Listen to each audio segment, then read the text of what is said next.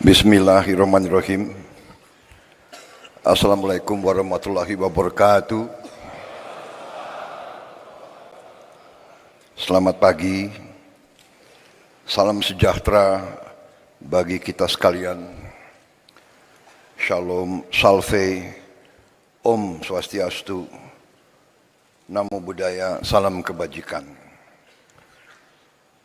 Yang saya hormati Wakil Presiden Republik Indonesia, Saudara Gibran Rakabuming Raka, Menteri Dalam Negeri, sebagai penyelenggara kegiatan, Jenderal Polisi Purnawirawan Muhammad Tito Karnavian, para Menteri Koordinator, para Menteri, Kepala Badan, Jaksa Agung, Kapolri, Panglima TNI, Kepala BIN, para penasihat khusus Presiden, Ketua Dewan Ekonomi Nasional, Ketua KPK,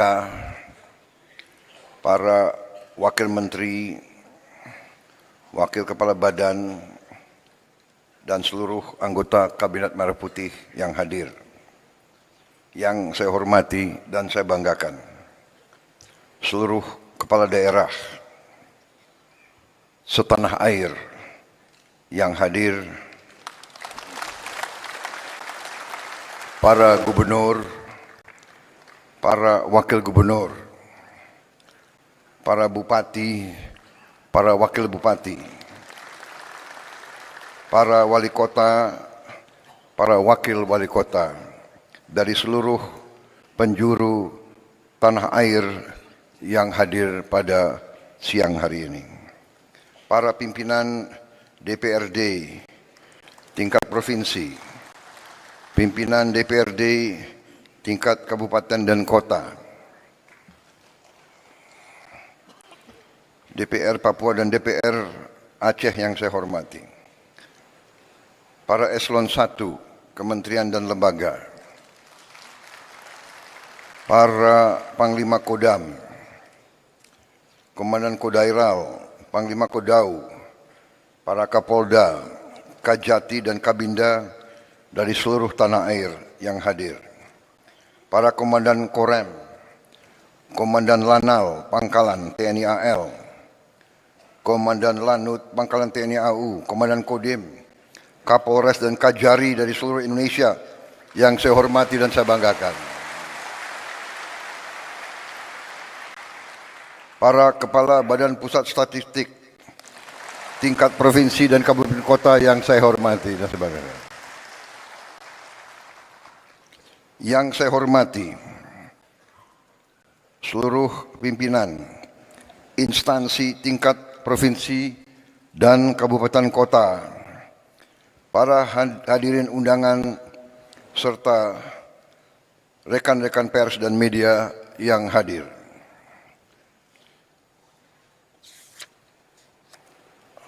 Pertama-tama, sebagai insan yang bertakwa, marilah kita tidak henti-hentinya memanjatkan puji syukur kehadirat Tuhan Maha Besar, Maha Kuasa bagi umat Islam Allah Subhanahu wa Ta'ala yang memiliki sekalian alam. Hanya kepadanya lah kita berdoa dan hanya kepadanya lah kita memohon pertolongan. Kita bersyukur atas segala karunia, atas kesehatan, kedamaian yang masih diberikan kepada kita. Selagi kita terus berdoa agar saudara-saudara kita yang terkena musibah di beberapa daerah seluruh Indonesia diberi pertolongan, diberi kebaikan secepat mungkin. Adalah kehormatan dan kebanggaan bagi saya untuk bisa hadir dalam acara istimewa ini, bertemu dengan saudara-saudara semuanya dari seluruh penjuru tanah air. Dalam kesempatan ini, saya menyampaikan penghargaan yang setinggi-tingginya kepada Menteri Dalam Negeri yang menyelenggarakan acara yang tertib seperti ini.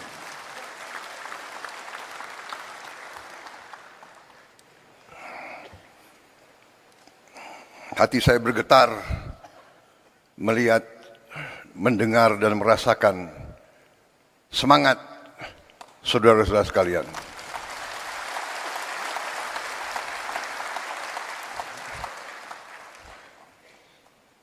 Kalau semangat saudara sungguh-sungguh berasal dari kalbu saudara-saudara sekalian yang paling dalam, masa depan bangsa kita, saya yakin aman dan saya yakin kita akan berhasil. Saudara-saudara, banyak yang selalu menilai, banyak dari luar bangsa kita yang mengatakan bangsa Indonesia adalah bangsa yang tidak mungkin. Indonesia is an impossible nation. An impossible nation. How can so many ethnic groups, so many races, religions be united?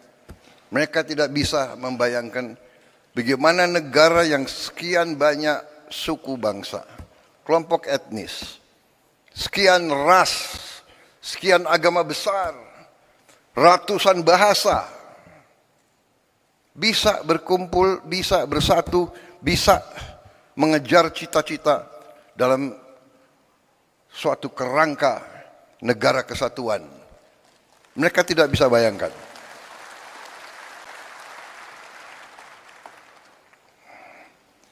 Dan terus terang aja, kita sebagai pemerintahan dari tingkat terpusat sampai tingkat paling dekat sama rakyat, kita harus faham benar peran kita, tugas kita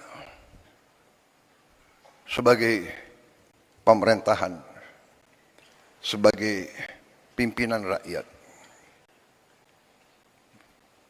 Bangsa kita, rakyat kita adalah rakyat yang baik, rakyat yang ingin hidup dalam ketenangan dan dalam keadaan harmonis. Mereka berharap, bahkan mereka mendambakan selalu pemimpin yang baik, pemimpin yang adil, pemimpin yang jujur, pemimpin yang bekerja untuk kepentingan rakyat semuanya, bukan segelintir orang. Bahkan mereka tidak suka pemimpin yang hanya memajukan kepentingan pribadinya saja. Ini saudara-saudara adalah harapan semua rakyat kita. Dan hari ini bagi saya adalah suatu kesempatan yang baik bahwa saya bisa bertatap muka dengan hampir bisa dikatakan 99% pemerintah Republik Indonesia dari tingkat pusat sampai tingkat daerah. Saudara-saudara, saya katakan tadi kita dianggap negara yang tidak mungkin. The impossible country, the impossible nation. Tapi kita juga harus jadi pemimpin yang tidak lugu. Kita harus jadi pemimpin yang waspada. Kita harus jadi pemimpin yang mengerti. yang tahu situasi. Kita harus jadi pemimpin yang mengerti sejarah kita, yang mengerti latar belakang bangsa kita, yang mengerti sejarah Nusantara, yang mengerti sejarah daerah-daerah, yang mengerti sejarah Nusantara dari Sabang sampai Merauke. Kita harus paham bahwa ratusan tahun kita ini diintervensi, diganggu, bahkan dijajah. Ini harus kita ngerti, kita harus paham.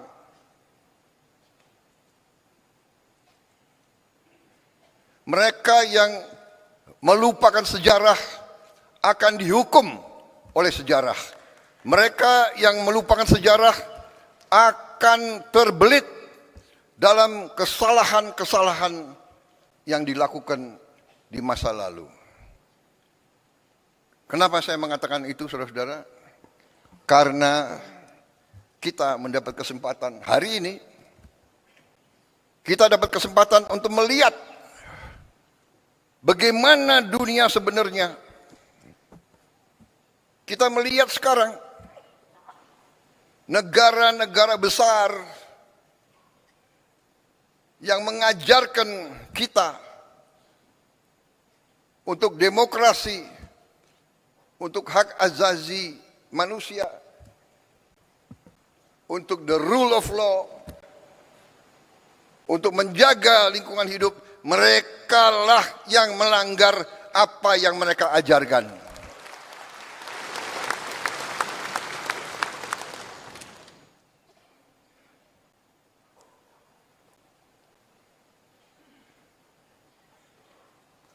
Puluhan ribu wanita, orang tua, anak-anak tidak berdosa dibantai, dan banyak negara yang diam. Di mana hak asasi manusia? Di mana demokrasi yang mereka ajarkan? Karena itu, saudara-saudara, kita sebagai pemimpin, kita harus waspada, kita harus mengerti. Saudara-saudara sekalian, perjuangan bangsa yang puncaknya ada dalam proklamasi 17 Agustus 1945 dan dalam penyerahan kedaulatan kepada kita yang kita rebut dengan darah, dengan keringat, dan dengan air mata. Kita rebut melalui perjuangan ratusan tahun di semua daerah. Negara ini yang sekarang, saudara-saudara, yang sekarang ada dalam kendali kita, dibangun atas pengorbanan rakyat yang sangat besar. Karena itulah kita tidak boleh lupa bahwa adanya kita adalah untuk berbakti, mengabdi kepada rakyat kita. Ini hal yang selalu mudah kita ucapkan, tapi harus kita buktikan. Saudara-saudara, karena itu saya ingin dalam taklimat saya menyampaikan beberapa hal. Yang pertama, saudara-saudara, bahwa karena sejarah kita, ya, karena kita pernah dijajah, karena kita pernah mengalami pemerintahan penjajah yang imperialis dan rasialis, bahwa kita, rakyat kita, pribumi kita pernah dianggap lebih rendah dari anjing. Anak-anak muda sekarang tidak merasakan. Saya masih melihat prasasti. Yang saya lihat satu prasasti tahun 76. Saya ulangi, tahun 78. Tahun 78. 28 tahun setelah kedaulatan kemerdekaan masih ada prasasti di kolam renang Manggarai waktu itu. Sayang mungkin dibongkar. Kadang-kadang kita tidak menghormati sejarah kita. Situs-situs bersejarah dibongkar. Ini para kepala daerah harus memikirkan. Saya mau tanya, di mana stasiun RRI yang digunakan oleh Bung Tomo waktu pertempuran 10 November? Apakah masih ada? Di mana situs-situs Majapahit? Saya dengar ada beberapa yang sudah jadi pabrik. Saudara-saudara. Jadi saudara, dengan masalah itu, saya ingin juga mengatakan bahwa kita sampai di sini hari ini melalui perjuangan yang lama dan melalui kepemimpinan presiden-presiden dan pemerintahan-pemerintahan yang terlebih dahulu. Presiden dengan pemerintahan, dengan para gubernur, para bupati, yang terdahulu, semuanya telah menyumbang, semuanya telah berkontribusi terhadap kehadiran kita hari ini. Ini saya tidak mengatakan ini sebagai suatu kata-kata indah, ini saya yakini. Karena itu saya selalu mengajak, apapun perbedaan kita, karena kita berbeda, pasti. Kita berbeda suku, kita berbeda ras, mungkin kita berbeda agama, kita berbeda aliran pemikiran politik. Tapi kita adalah satu bagian, satu keluarga besar Indonesia.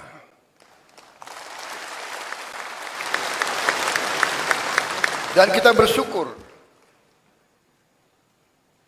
mulai dari presiden pertama dan selanjutnya, setiap presiden telah memberi sumbangan yang besar terhadap kelangsungan hidup bangsa Indonesia. Kalau kita melihat kekurangan-kekurangan, kalau kita melihat kesalahan-kesalahan, ya ada kesalahan, ada kekurangan. Karena manusia itu ada kemampuan dan ada batas kemampuan.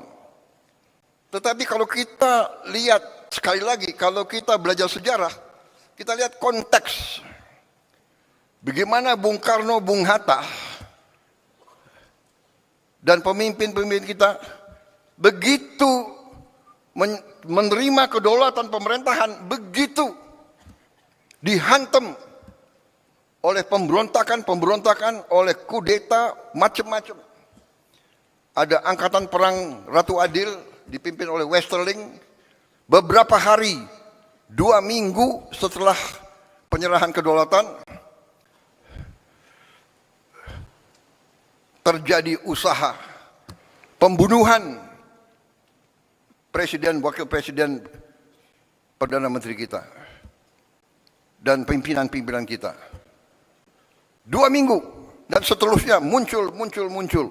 Jadi saudara-saudara, kita harus sadar konsep Indonesia ini tidak disukai oleh banyak kekuatan-kekuatan di dunia.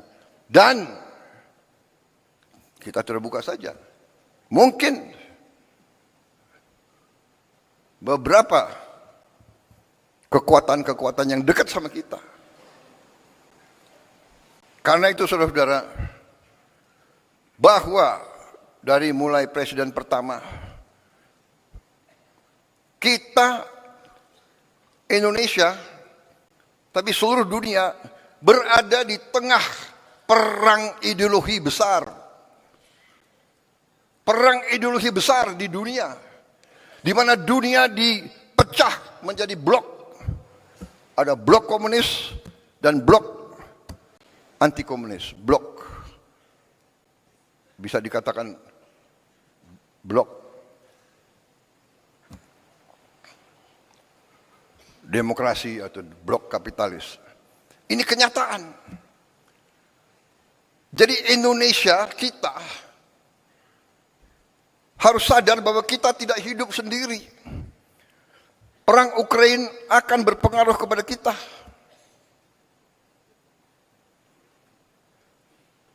Peristiwa di Gaza berpengaruh kepada kita. Saudara-saudara.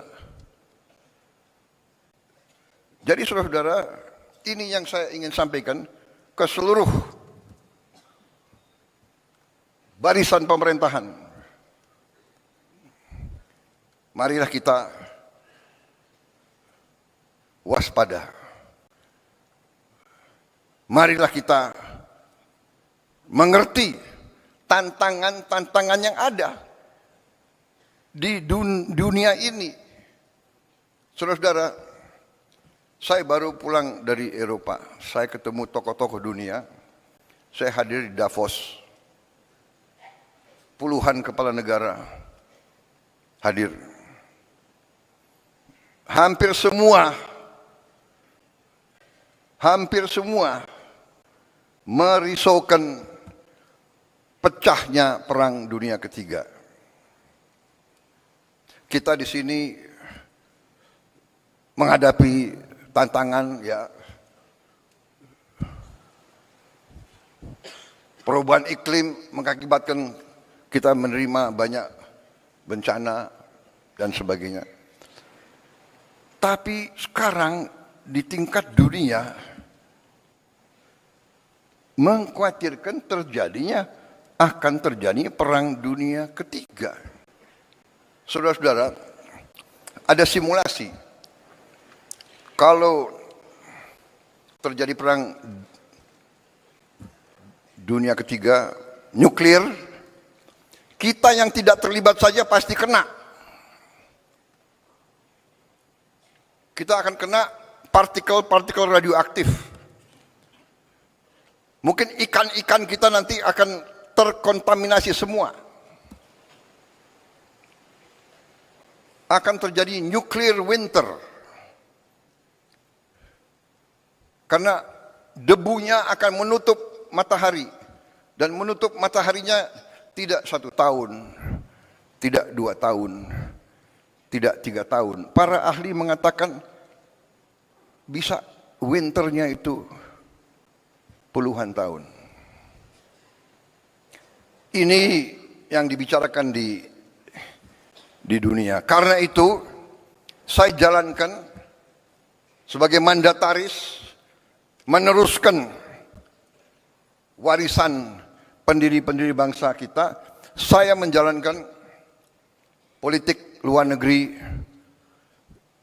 yang menganut tetap garis kita bebas aktif tapi non-aligned, non-block.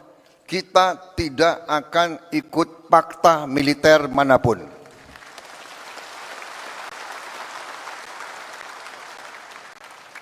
Saya katakan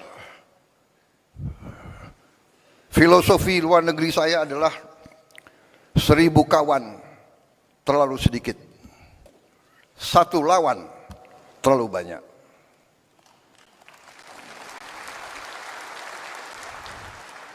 Satu lawan, apalagi 1 musuh. Itu garis kita. Tapi kita mengerti semua Ya, kita mengerti semua. Kalau kita sungguh-sungguh mau non-blok, kalau kita sungguh-sungguh mau tidak terlibat dalam fakta, kalau kita sungguh-sungguh mau bersahabat sama semua, berarti kita sendiri. Kalau kita diancam, kalau kita diserang, tidak akan ada yang bantu kita, saudara-saudara. Percaya sama saya, nobody is going to help us. Karena itu dari awal Bung Karno mengatakan kita harus berdiri di atas kaki kita sendiri. Dan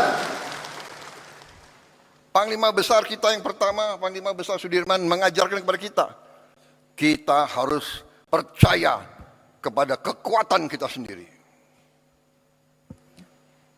Saudara-saudara, dengan segala hormat kepada para pakar yang pandai dan pintar, yang punya banyak gelar, saya hormati mereka. Tapi dunia ini adalah keadaan nyata, bukan keadaan ideal. Saya selalu mengingatkan, mengajarkan yang berlaku di dunia ini sekarang adalah yang kuat akan berbuat apa yang mereka kehendaki. Yang lemah akan menderita. Itu yang kita lihat hari ini. Kita lihat di mana-mana. Jadi saudara-saudara, tugas saya sebagai presiden, sebagai pemegang kepercayaan rakyat yang disumpah, saya harus menjaga bangsa ini. Saya harus menjaga rakyat ini.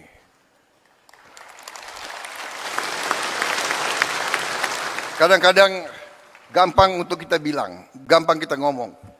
Tapi kadang-kadang tidak gampang untuk dilaksanakan. Kadang-kadang hati kita bergejolak.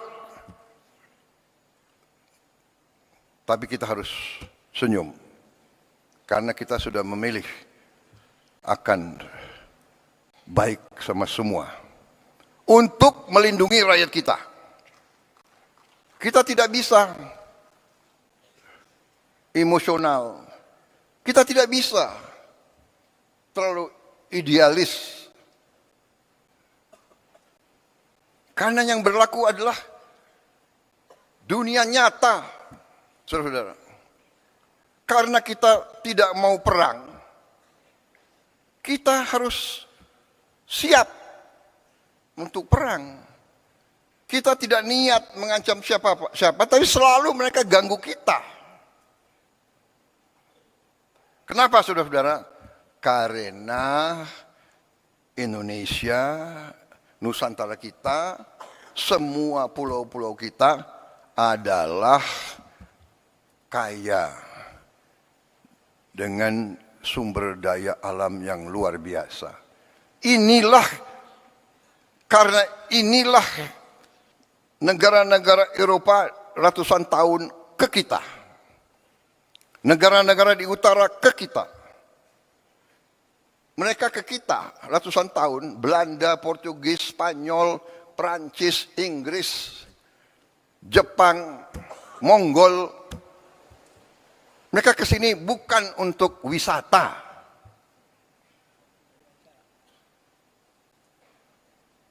Mereka pertama datang mau dagang. Karena bangsa kita baik, kita nih genetika kita nih baik, ya kan? Kita suka dengan tamu. Benar?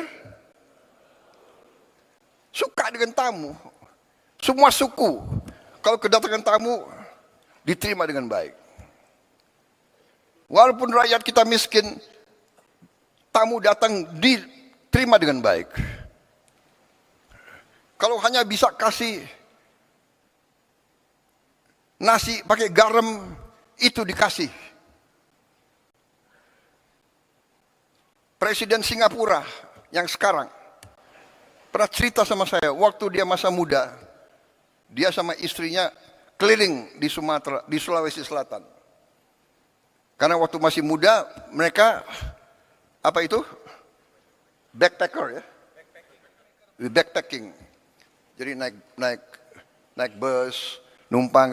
Satu saat di tengah sawah hujan badai, mereka kesasar. Tahu-tahu ketemu anak kecil membawa mereka ke rumah orang tuanya. Mungkin di Sulawesi Selatan, saya tidak tahu namanya apa, dukuh, ya, hanya kelompok 4-5 rumah. Diajak ke dalam, ketemu orang tuanya, ternyata ini Presiden Singapura cerita sama saya. Dia begini, saya tidak bisa lupa rakyatmu. Kami diajak duduk, mereka sangat-sangat miskin. Kami lihat dia hanya makan nasi sama lauknya pisang. Bapak, ibu, 2 anak, 2 tamu. Satu apa itu?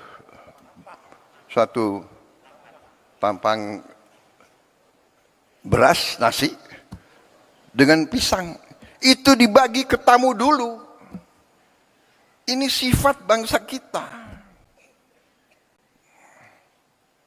Saya mengalami sebagai perwira muda, prajurit muda, rakyat kita di mana-mana keluar memberi sesuatu yang bagi mereka sangat susah. Ini cerita Presiden Singapura 30 tahun yang lalu. Sekarang rakyat kita masih banyak yang hanya makan nasi. Mungkin dengan daun singkong, mungkin hanya dengan garam. Saudara-saudara sekalian, karena itu kita hormati semua pendahulu, tapi kita harus faham bahwa kita masih menghadapi kesulitan. Kita masih menghadapi tantangan. Kita masih menghadapi kekurangan. Kita tahu bahwa rakyat kita masih banyak yang mengalami kesulitan hidup.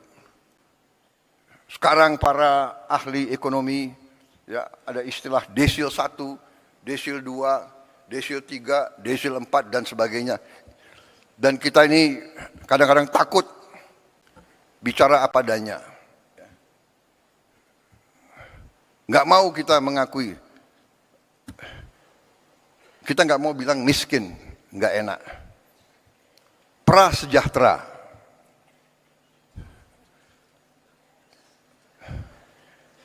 Miskin kasihan kita, tapi nggak enak kita, ya kan?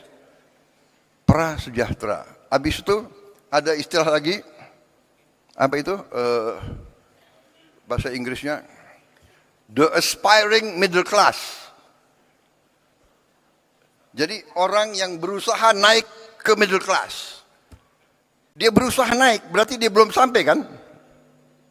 Berarti dia bukan kelas menengah. Kalau dia nggak kelas menengah, dia kelas apa? Ya. Tapi dia aspiring middle class. Ini BPS. Pinter juga kalian cari istilah-istilah itu. Tapi saya mengerti, saudara tidak mau turunkan moral bangsa Indonesia. Habis itu the aspiring middle class. Habis itu ada yang rentan miskin. Gimana rentan miskin? Gimana?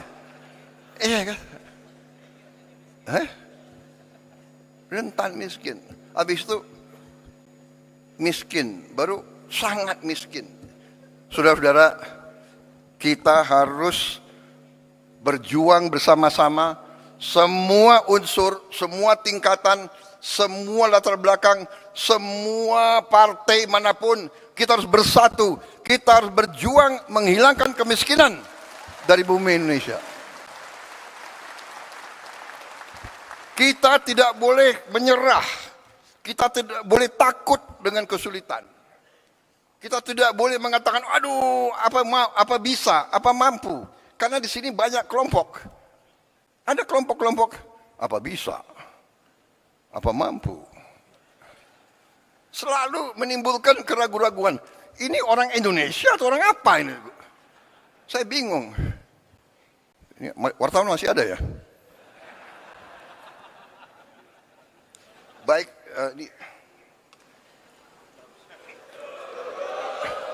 enggak, ini baru pembukaan.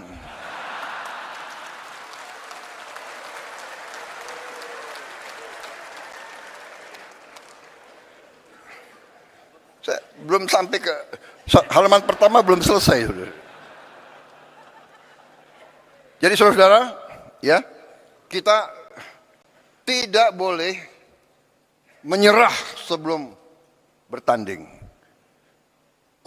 Kemiskinan terlalu banyak. Saudara-saudara, ya, kemiskinan terlalu banyak, tapi ini tidak bisa kita terima karena kekayaan kita sangat-sangat banyak. Sangat-sangat banyak. Tapi, terus terang aja, kita harus berani mengakui bahwa unsur pimpinan di semua tingkat, unsur elit. Apa arti elit? Elit itu ya pemimpin, elit ya di atas. Ada elit akademis, para profesor, elit politik, para pemimpin politik, elit tentara polisi, para pimpinan tentara polisi, elit yudikatif, elit ya pemimpin. Kita harus akui bahwa elit Indonesia masih kurang dalam tugasnya menjaga dan mengelola kekayaan bangsa Indonesia. Dan ini sekarang saya gugah kita semua. Saya gugah, mari kita semua sebagai pemimpin, mari kita sekarang membulatkan tekad kita, membenahi diri kita dan unsur kita, dan lingkungan kita, dan lingkaran kita. Mari kita bertekad untuk menyelamatkan, menjaga, dan mengelola kekayaan alam kita untuk sebesar-besarnya kepentingan rakyat kita. Saya menggugah, saya mengajak, mari saudara-saudara, kita bersatu. Tidak ada urusan saudara berasal dari partai mana. Jangan kita terlibat dalam apa itu? Dalam sekat-sekat yang timbul karena sejarah. Kita belajar dari sejarah. Segala pertikaian, segala permusuhan, segala kesalahan, mari kita tanam dalam-dalam. Kita bisa bicara, kita bisa ribut terus. Kita bisa ribut terus. 200 tahun yang lalu, kakek dari kakekmu, atau apa itu, buyut dari buyutmu, waktu itu mencuri sapi saya, sapi buyut saya. Mau diteruskan permusuhan itu. Perang 200-300 tahun mau kita teruskan. Saudara-saudara, tidak ada gunanya. Tidak ada gunanya karena dunia ini berkembang sangat cepat. Dunia ini berkembang sangat-sangat cepat. Saudara-saudara, nanti tahap kedua dari taklimat saya yang khusus intern, teman-teman wartawan kita persilakan makan siang di luar. Saya akan jelaskan cerita-cerita menarik. Intinya saudara-saudara sekarang, intinya saya dipilih, sekarang saya akan bekerja untuk seluruh rakyat Indonesia. Saya tidak akan tanya, ini gubernurnya partai mana ya? Dulu milih calon nomor 1, nomor 2, atau nomor 3. Saya nggak akan tanya. Buktinya, saya kalah di Sumatera Barat, benar? Tapi tetap MBG sampai ke Sumatera Barat. Tetap Koperasi Merah Putih. Tetap kita bangun, kita rehabilitasi Sumatera Barat. Saya juga kalah di Aceh kan? Tapi tetap kita bangun Aceh habis-habisan. Gak ada. Tidak boleh ada permusuhan, tidak boleh ada sakit hati. Kalah menang biasa, karena kita mengabdi untuk bangsa dan rakyat Indonesia.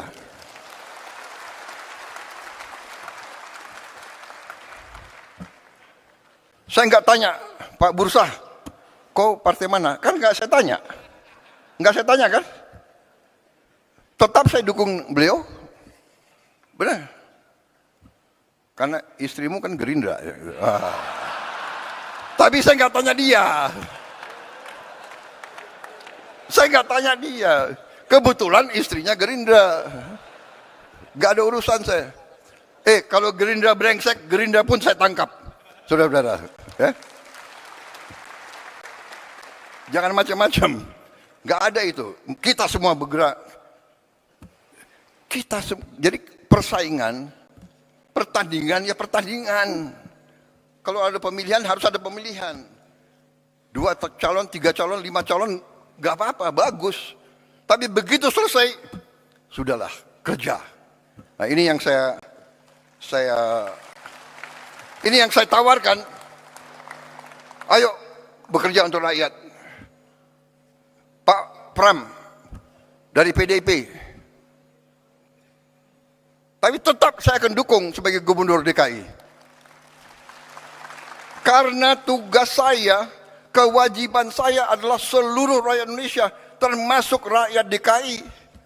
Walaupun gubernurnya partai lain, saya akan dukung beliau supaya DKI aman dan selamat. Kan begitu.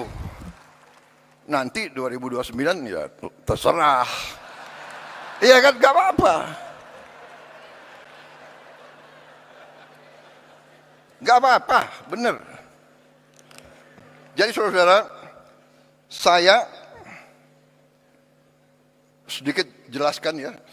Yang saya lakukan sekarang, yang saya tawarkan kemarin waktu saya dipilih sebelumnya adalah saya ingin dan saya punya dan saya menyebarluaskan sesuatu yang saya pelajari sekian puluh tahun sehingga saya membuat dan saya pelajari dalam negeri dan luar negeri.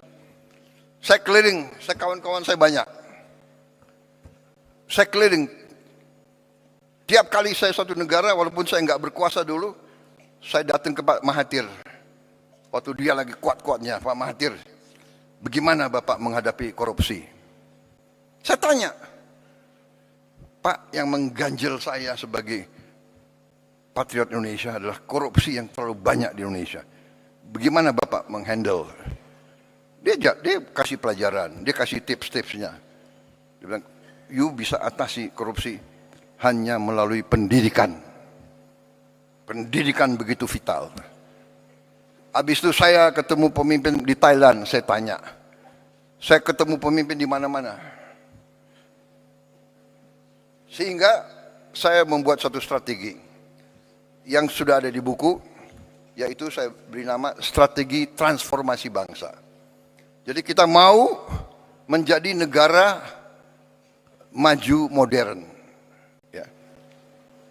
Kriteria kita adalah maju modern, di mana seluruh rakyat kita mengalami kualitas hidup yang baik.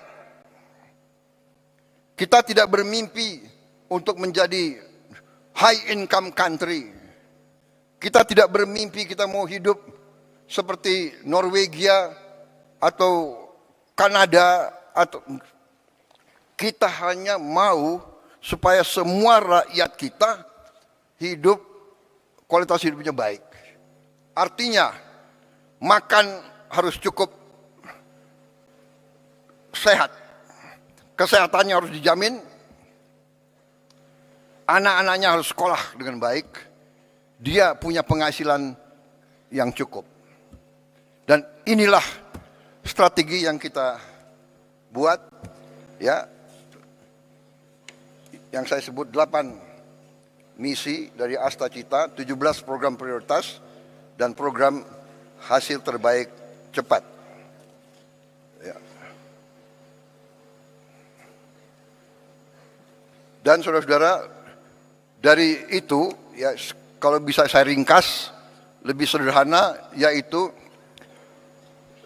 fondasi pertama kita, mau tidak mau, suka tidak suka, kita harus swasembada pangan.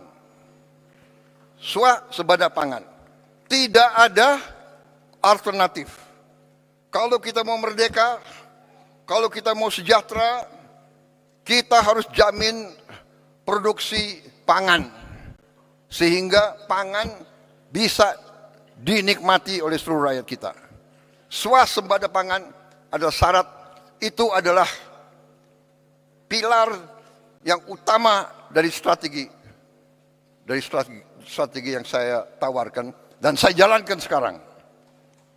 Saya ajak saudara, ayo sama-sama sebagai patriot bangsa.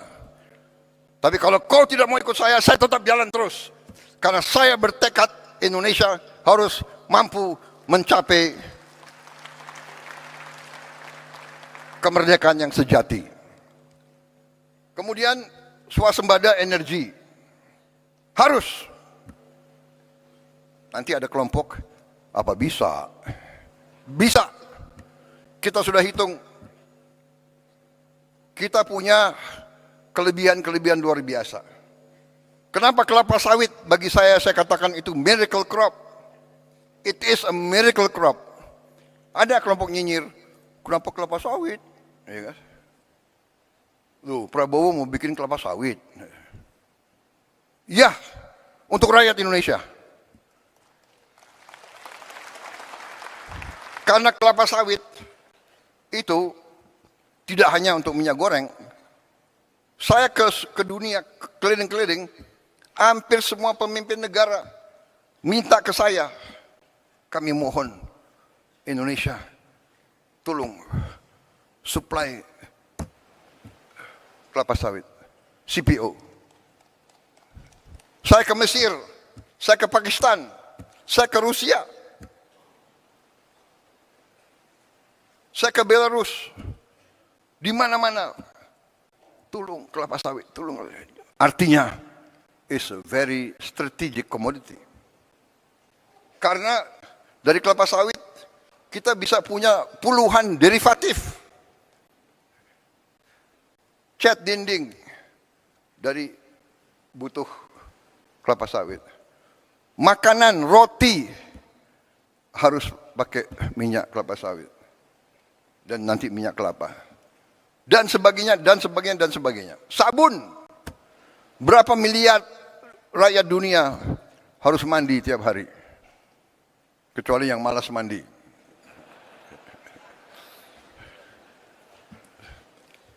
Kadang-kadang pasukan komando mandinya sekali 2 minggu gitu. Kalau di hutan nggak boleh mandi. Saudara-saudara,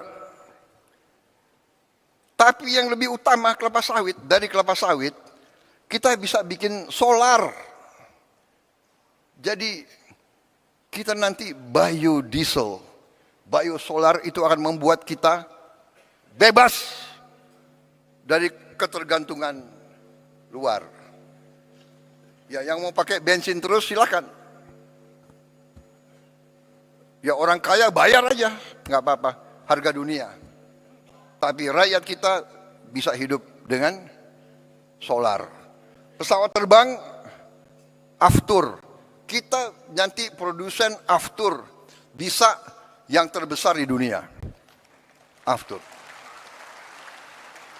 Bahkan saudara-saudara, limbahnya kelapa sawit, jelantah itu bahan untuk aftur. Sehingga, maaf, bangsa-bangsa lain, saya tutup, saya larang ekspor limbah kelapa sawit. Ekspor jelantah. Harus untuk kepentingan rakyat Indonesia dulu. Baru. Saudara-saudara, swasembada energi, swasembada pangan, baru kita harus merubah aliran uang yang dari desa ke kota, ke ibu kota dan ke luar negeri. Kita harus hentikan, membalikan. Antara lain dengan makan bergizi gratis. Anak-anak kita harus makan cukup. Dan alhamdulillah hari ini, tadi malam saya cek Kepala BGN, kita sudah mencapai 60 juta penerima manfaat. 60 juta dalam 1 tahun. 1 tahun 4 bulan, 5 bulan. 60 juta. Tidak ada yang menduga kita mampu. Tidak ada yang menduga. Banyak bahkan orang-orang hebat meramalkan pasti gagal. Ya. Sekian ribu keracunan.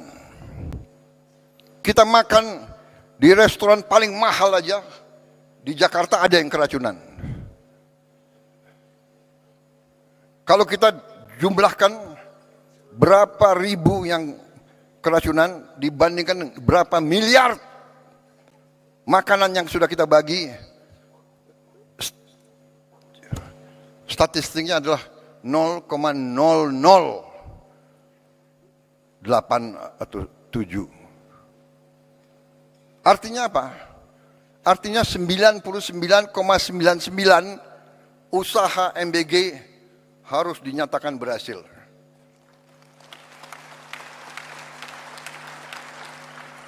Saya tidak mengerti.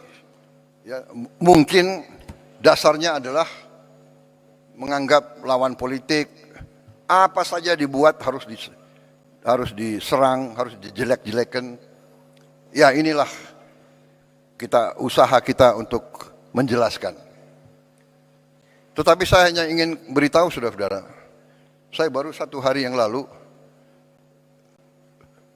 para ahli pakar dari White House sedang mempelajari MBG kita ini.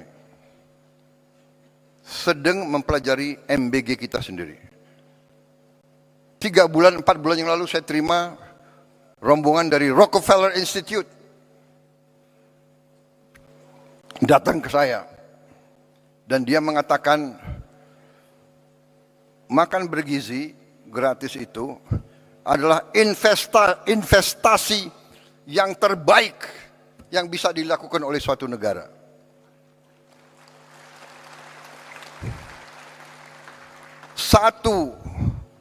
Satu dolar atau 1 rupiah yang kita keluarkan untuk makan bergizi akan menimbulkan lipat ganda minimal 5 kali. Dan dalam jangka panjang akan menjadi 35 kali investasinya itu. Saudara-saudara, ada kecenderungan para orang pintar kita lebih percaya orang asing daripada bangsanya sendiri. Jadi, ya, cek aja ke Rockefeller Institute. Karena mereka nggak akan percaya dengan orang-orang ini, saya nggak ngerti. Saya nggak ngerti mereka itu pemikirannya kayak apa. Tapi tetap harus kita ajak bicara. Saudara-saudara, saya nanti, saudara mungkin 2-3 minggu lagi, ya kalau saya bicara di sini saya harus bertanggung jawab. Ini media, ini cover saya. Banyak lagi nunggu. Kalau bisa, wah ini blunder apa lagi Prabowo akan bicara gitu. Iya kan? Sorry ya.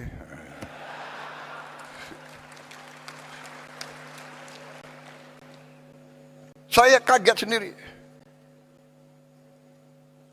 Menteri Kesehatan, you boleh cek.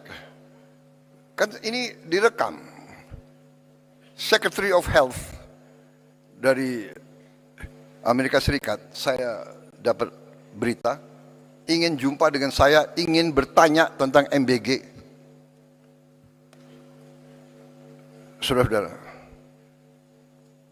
Dan MBG kita ini sudah sampai 60 juta hari ini.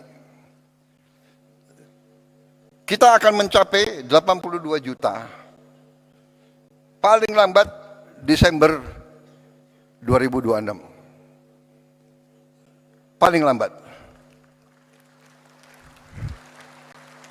Dengan kondisi sekarang saja,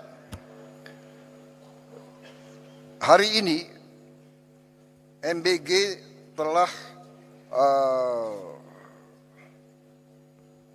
ada dapur ya SPPG yang sudah operasional 22.275 dapur operasional. Dalam proses penilaian dan pengajuan 13.829.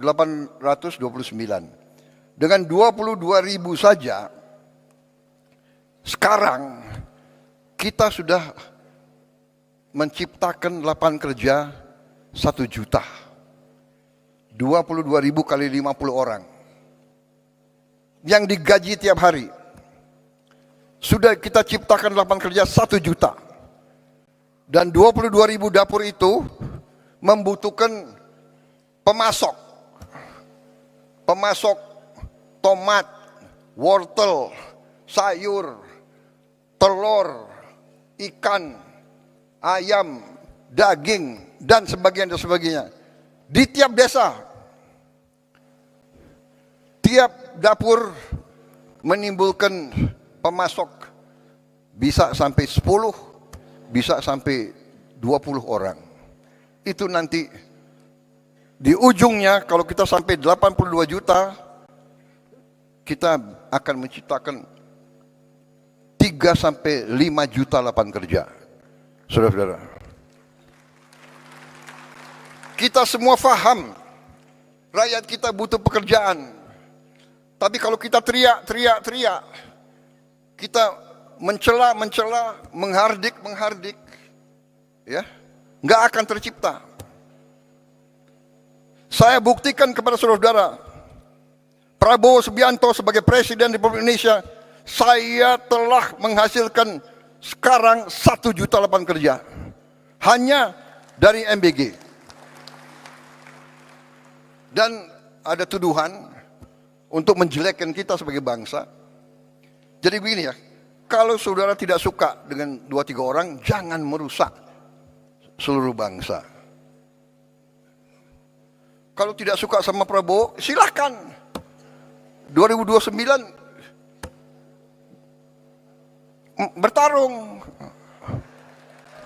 Iya kan?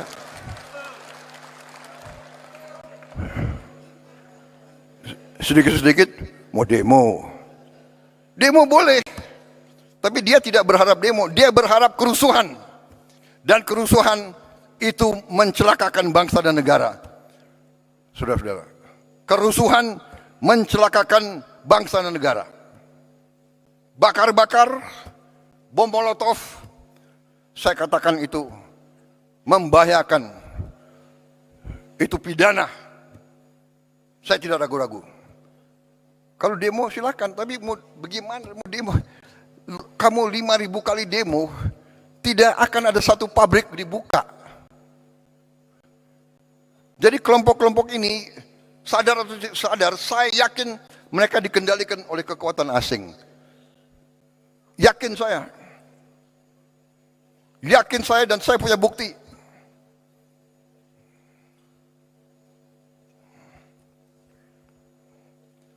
Dan saya menghimbau mereka, hai warga negara Indonesia,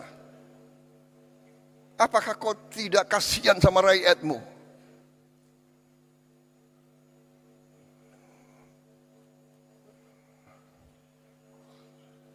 Saudara-saudara,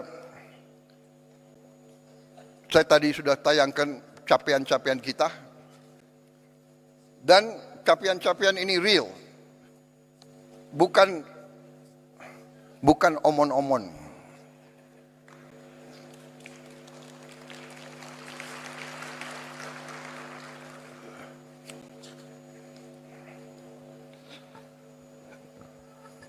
Kita telah bentuk dana Sovereign Wealth Fund.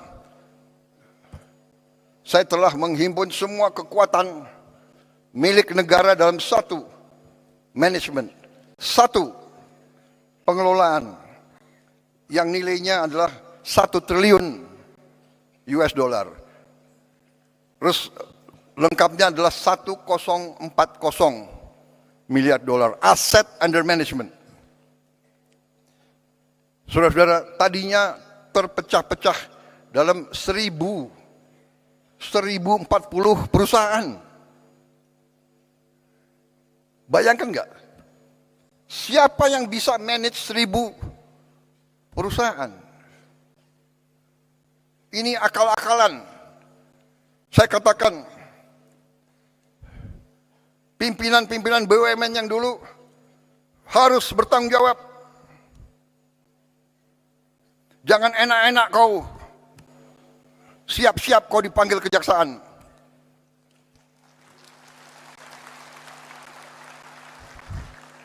Kan mereka ngejek, Prabowo itu hanya bisa ngomong di podium aja. Oh ya? Ya tunggu aja panggilan. Lu jangan nantang gue lo.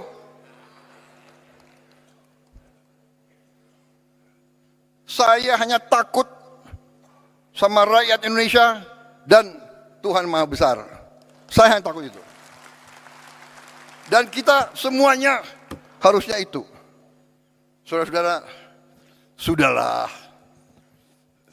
Kita ini semuanya sebentar lagi dipanggil. Benar. Dan kalau dipanggil tidak sesuai nomor urut. Tidak sesuai senioritas. Sorry ya, belum tentu aku duluan dipanggil. Bisa yang muda-muda di sana tuh, iya kan?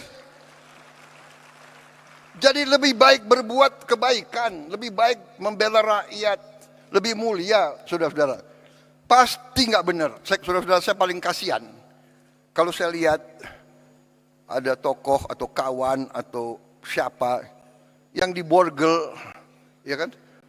Pakai baju apa itu? Baju oranye ya, oranye kan? Pakai warna oranye ya kan? Kasihan anak istrinya. Sekarang ini sudahlah, saudara-saudara, ya. Macam-macam ada, digital ada apa, susah sudah. Saudara-saudara, kita tadi saya sudah katakan kita sudah mencapai 60 juta penerima manfaat tiap hari. Ibu hamil kita antar makanan. Coba tanya di dunia ini. Saudara-saudara kita nih sekarang jadi role model. Kita mau dipelajari. Ibu hamil diantar makanan. Orang lansia, orang tua yang hidup sendiri diantar makanan. Kasih lihat, kasih tahu saya negara mana. Dan saudara mungkin ada yang percaya nggak? Tapi nanti saya juga kaget loh. Kok White House mempelajari makan bergizi kita ini? Saudara-saudara, kita sudah mencapai total makan yang kita produksi 3 miliar ya. 3,7 miliar. Kalau nanti 82 juta penerima manfaat, kita akan mencapai secara matematik minimal 17 miliar makan yang kita produksi. Saudara-saudara, 70 juta rakyat kita sudah dicek kesehatan gratis. Pertama kali dalam sejarah. Dan yang kita ketemukan hasilnya ya lumayan menantang. nanti beberapa bulan lagi akan kita wujudkan minimal 28.000 koperasi di tiap desa. Dan koperasi itu koperasi yang operasional, punya gudang, punya cold storage, dan akan punya 2 truk masing-masing koperasi. Tidak akan ada panen yang tidak terjual. Dulu menunggu siapa yang mau ambil. Tengkulaklah, perantaralah, sekarang tidak. Koperasi bisa ngirim sendiri hasil panennya. Kalau belum bisa dijual, dia simpan dalam gudang. Dia punya gudang sendiri. Dan kita akan bikin desa-desa nelayan dan proyek-proyek perikanan sehingga rakyat kita akan dapat ikan seger, protein yang harganya mungkin setengah dari daging. Tiap keluarga Indonesia harus makan lauk protein tiap hari. Itu cita-cita pemerintah Republik Indonesia. Itu cita-cita saya. Dan saudara bisa lihat hasil-hasil kita yang lain. 282.180 sekolah telah menerima interaktif flat panel. Tahun ini sudah selesai. Hampir semua sekolah, termasuk yang terluar dan yang terpencil, yang tertinggal, sudah menerima.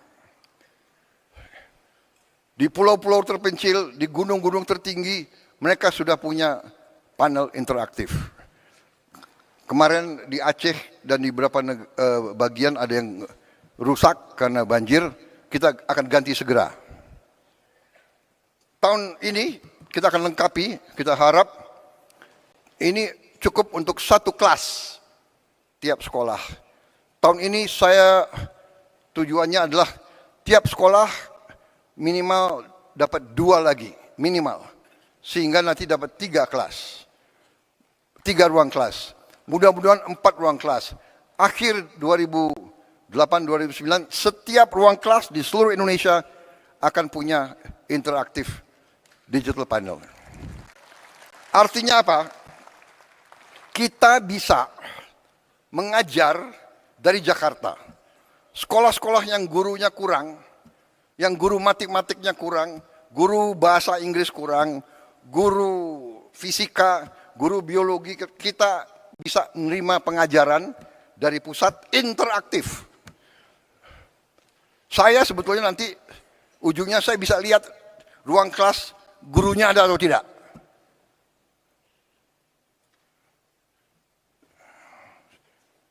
Saudara-saudara, kita tadi hasil produksi kita tertinggi dalam sejarah, cadangan beras kita di Bulog tertinggi dalam sejarah. Hasil investasi kita, lapangan kerja baru sudah terbentuk 2,7 juta. Kita juga sekarang buat inovasi yang jarang dilakukan di dunia. Anak-anak dari kelompok yang paling tidak mampu, kita sekolahkan dalam sekolah berasrama. Kita keluarkan dari lingkaran kemiskinan, kita beri pendidikan yang terbaik. Anak-anak yang tidak mungkin sekolah, kita sekolah dan kita akan terus. Tidak boleh ada anak di jalanan yang tidak sekolah. Kita akan ambil semua. Saudara-saudara sekalian,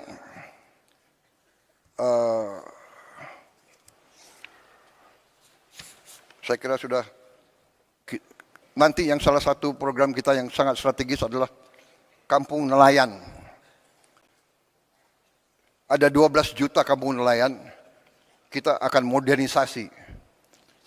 Setiap kampung nelayan akan kita bikin jetty, dermaga kecil.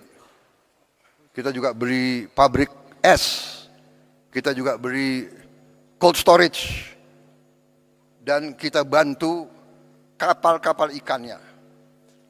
Kapal ikan yang 5 GT, beberapa, nanti kapal ikan yang lebih besar, 30 GT, kita harap tiap desa akan dapat satu. Artinya apa? Nelayan-nelayan kita bisa melaut lebih lama, penghasilan mereka naik, dan kita sudah punya pilot project di Biak yang telah terbukti meningkatkan hasil petani hampir 60% peningkatannya. Saudara-saudara, demikian adalah hasil-hasil kita. Baru sekelumit, masih banyak lagi hasil kita, tapi itu highlight ya. Kita telah berbuat banyak. Yang paling strategis nanti saya kira adalah Danantara. Sekarang kita tidak ke luar negeri minta-minta investasi. Kita mengajak. Dan kita punya kemampuan sekarang. Jadi tadi saya sampaikan pokok-pokok yang harus kita mulai, kita laksanakan adalah hilirisasi. Hilirisasi tahun ini ada 18 proyek hilirisasi prioritas 2026. Industri smelter aluminium, industri stainless steel slab, industri oleoresin, industri ikan filet tilapia, modul surya terintegrasi, industri gasifikasi batubara, industri copper rod, wire and tube, industri oleo food, kelapa sawit, industri karaginan, rumput laut, industri bioaftur dari jelantah, industri aspal, industri besi baja, industri nata de coco, MCT, dan tepung kelapa. Dari kelapa, kita akan bangun kilang minyak. Masa minyak kita kirim keluar ke kilang minyak, habis itu kita import lagi, ya kan?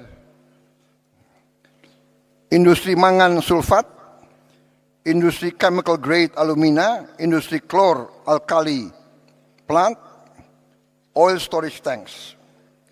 18 proyek ini akan ciptakan 276.000 lapangan kerja berkualitas dengan investasi rupiah 618 triliun. Ini tahun ini akan kita mulai. Tapi sebelum itu saya ingin sampaikan kepada para kepala daerah bahwa masalah bangsa ini sekarang adalah juga yang sangat krusial adalah masalah sampah.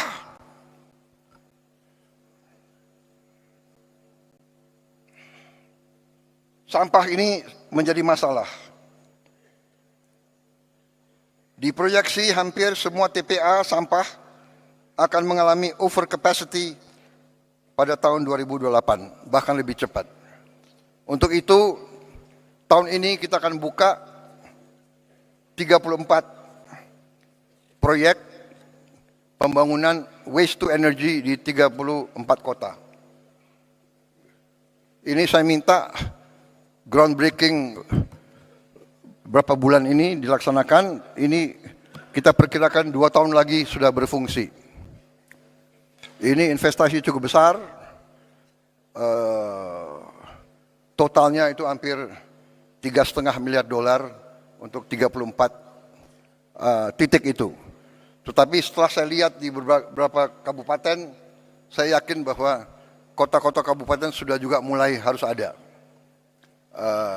Dan ini sudah ada inisiatif beberapa bupati, improvisasi, ini sedang kita pelajari, mungkin bisa saling menukar pengalaman.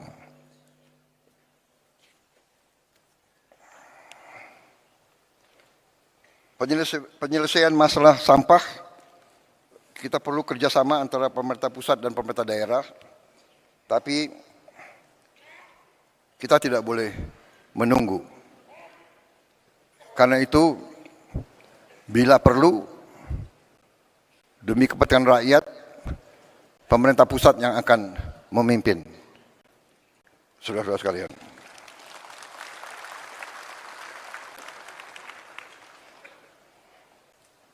Saudara-saudara sekalian, saya ingin sekarang membahas masalah juga yang penting. Salah satu masalah tadi kita lihat sampah di mana-mana, ya. Ini harus kita selesaikan.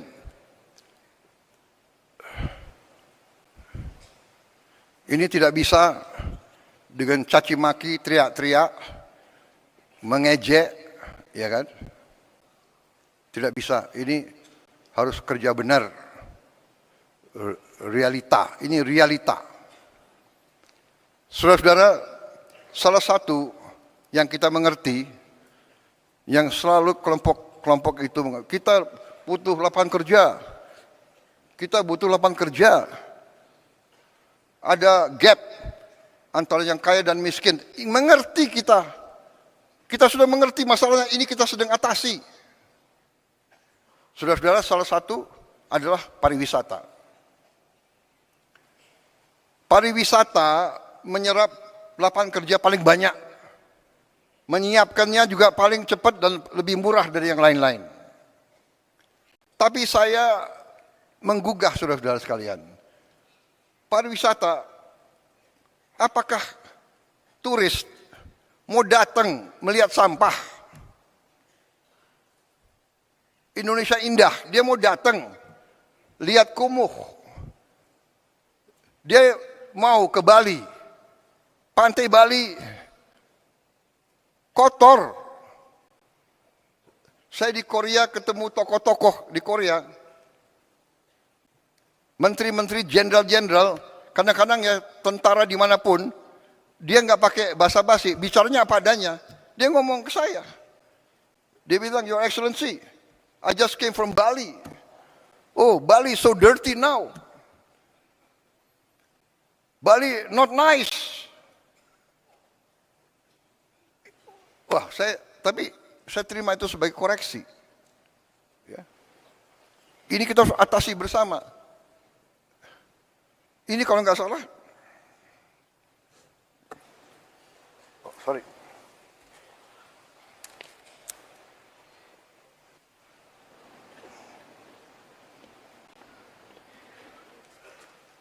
Sebetulnya saya sudah memenuhi syarat sebagai lansia.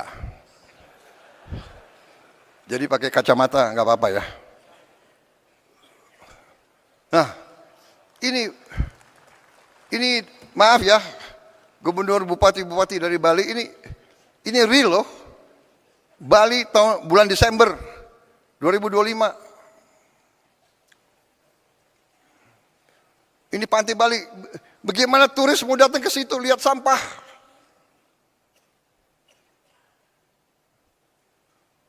Gubernur, bupati, SMA, SMP, SD di bawah kendali saudara. Apa susahnya sih? Entah hari Sabtu, hari Jumat, semua anak sekolah kumpul di pantai ini. Ini pantai kita. Ini halaman kita. Ayo kita bersihkan rame-rame, korve.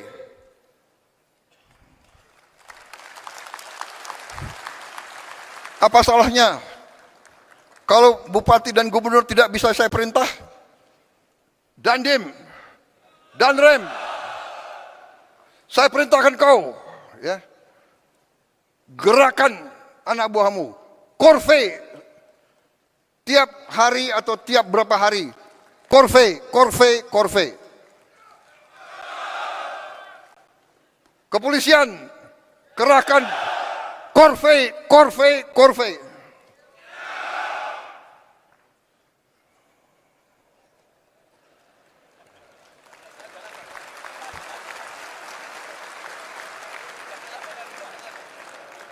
Dan antara semua BUMN, ribuan anak buahnya korve.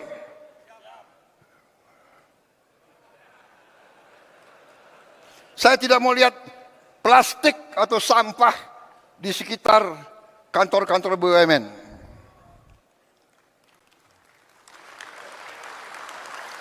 Semua menteri KL sebelum masuk kantor minimal setengah jam bersihkan lingkunganmu. Benar ya? Jangan siap-siap tidak.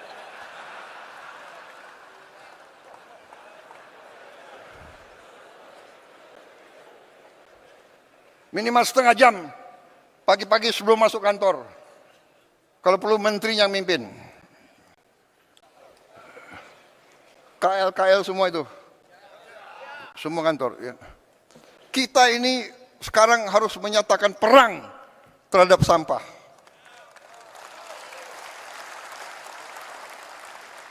Bagaimana Bupati, Wali Kota?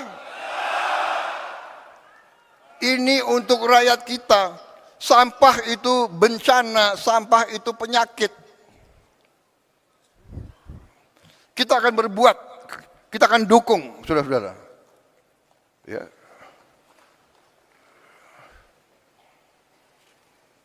Ini 34 kita segera mulai. Begitu ada uang, kita arahkan ke sini juga. Ya. Bagaimana kita mau jual, kita mau harapkan pariwisata, kalau lingkungan kita nggak benar, ya, jorok, kotor. Saudara-saudara, dalam waktu dekat, saya sebetulnya mau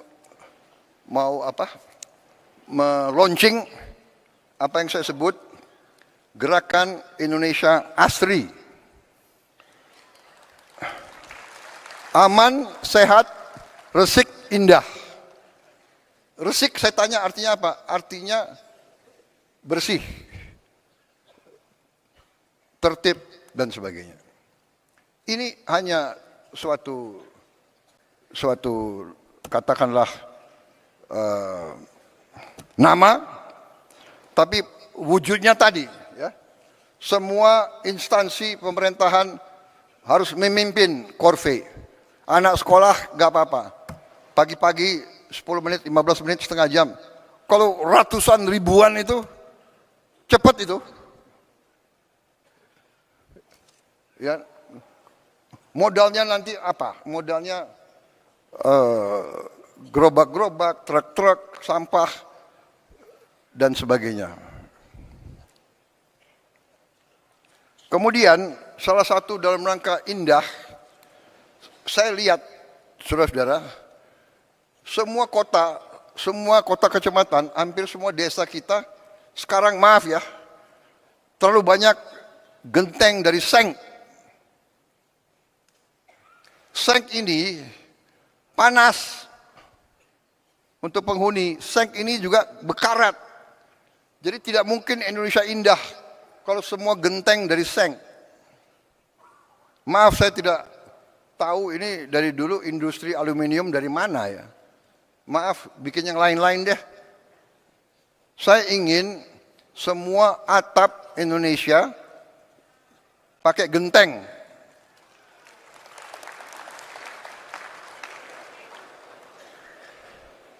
Ya. Jadi nanti ini gerakannya adalah proyeknya adalah proyek gentengisasi seluruh Indonesia. Alat-alat genteng itu alat pabrik genteng itu tidak mahal. Jadi nanti koperasi merah putih akan kita lengkapi dengan pabrik genteng. Genteng itu bahan bakunya dari tanah dan dengan dicampur dengan beberapa zat limbah lainnya bisa ringan dan kuat. Saya dapat laporan dari profesor-profesor kita bahwa limbah dari batu bara ya, ash itu dari batu bara ya, itu dicampur dengan tanah, bahan genteng yang baik. Jadi saudara-saudara, kita akan bantu saudara Ya, nah itu sebelum gentengisasi, sesudah gentengisasi.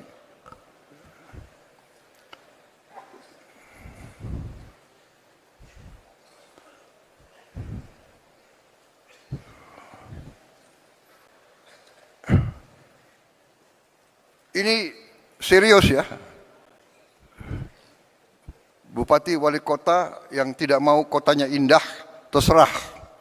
Yang mau, ayo bersama kita bikin kotamu indah, bikin kecamatanmu indah, bikin desamu indah. Bagaimana? Saudara-saudara, mungkin hal ini nggak ada di buku. Tapi kalau kita ingat, nenek kita, kakek kita, atasnya itu dulu pakai rumbia, atau pakai ijuk, atau pakai sirap. Benar kan? Atau pakai bahan-bahan dari alam. Jadi sejuk.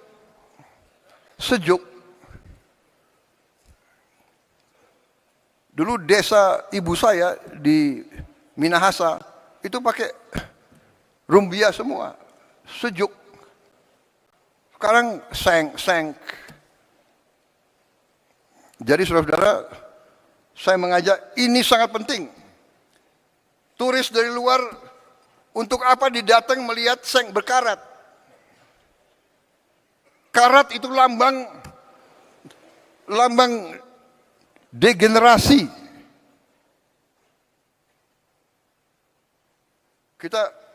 Saya berharap dalam 2-3 tahun Indonesia tidak akan kelihatan karat. Karat adalah lambang degenerasi. Bukan lambang kebangkitan. Indonesia bangkit, Indonesia harus kuat, Indonesia harus indah. Rakyat kita harus bahagia. Saudara, saya kira ini dulu untuk tahap pertama.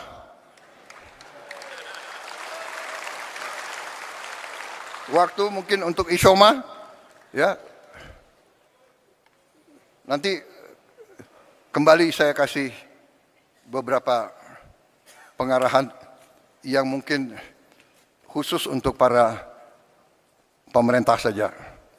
Terima kasih. Untuk sementara saya break dulu. Saya sudah bicara tadi berapa lama ya? 2 jam ya? Iya, tahap yang kedua ini tidak akan 2 jam. Mudah-mudahan. Saya berusaha 1 jam lagi ya. Tapi sekarang kita break, Isyoma. Kita bisa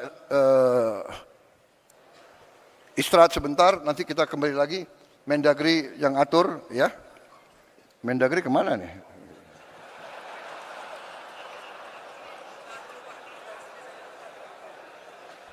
Oh, sekarang saya harus buka. Saya buka.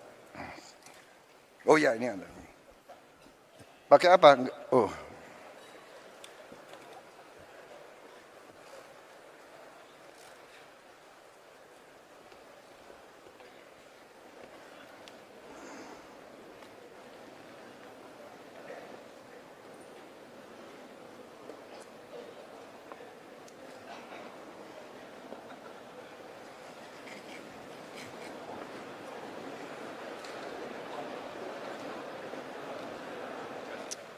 Ya, oke. Sebentar lagi saya akan resmi buka. Tapi, oh ya ini juga dalam rangka Indonesia Asri, ya terus terang aja saya minta kepada pemerintah, ya, tolong tertibkan iklan-iklan, spanduk-spanduk terlalu banyak. Kalau saya ke Balikpapan dan saya ke Banjarmasin, hampir nggak berbeda. Spanduk. Kalau saya naik ke Hambalang, spanduk. Ayam goreng pesen satu, dapat satu free. Kenapa harus besar-besar sih? Turis datang nggak mau lihat spanduk. Bogor itu dulu kota paling indah. Kota paling indah. Bung Karno lebih senang di Bogor daripada Jakarta. Dari dulu aku pingin tinggal di Bogor. Akhirnya jadi presiden ya tinggal di Bogor. Saudara-saudara, terlalu banyak spanduk, baliho, iklan. Tolong ditertibkan. Ajak bicara pengusaha, Kadin, HIPMI, ya kan? Asosiasi pengusaha, bicara sama mereka. Yuk bikinlah iklan, jangan terlalu, iya kan? Orang ke Bali, lihat, aduh. Orang ke Bali ingin lihat Bali, dia tidak ingin lihat Kentucky Fried Chicken besar-besar, McDonald's, ya kan? Jalan-jalan protokol ditertibkanlah, ya kan? Ajak bicara baik-baik. Kalau kau mau buka bengkel apa, bukalah bengkel tapi depannya ya sopan gitu ya. Ini untuk kita semua. Kabel-kabel listrik seliwan, ya.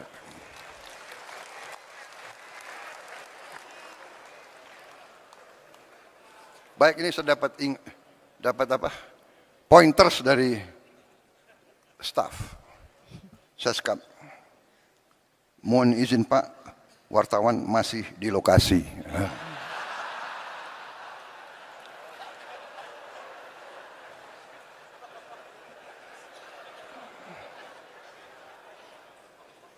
Supaya saya nggak bicara macam-macam lah. Gitu. Kalau bicara Indonesia harus asri, boleh kan? Baik, terima kasih.